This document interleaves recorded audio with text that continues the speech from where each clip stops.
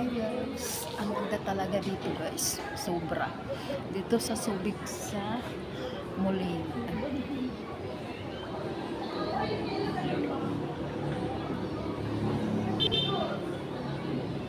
Sobrang ganda talaga dito. So guys, pag gusto nyo ng swimming, punta kayo dito. Kasi ang ganda ng dagat dito, so ang ganda din dito, sobra. Sulit yung bayad nyo kasi sobrang ganda dito guys. So, ganito oras po ay ako na lang po ang nagsiswimming kasi yung iba nagpunta doon sa dagat. So, ako naman nandito sa swimming fall. So, maganda kasi talaga na mag-iisa lang. So, ayan. Ganda-ganda talaga dito sa Subic. Dito kami sa Subic.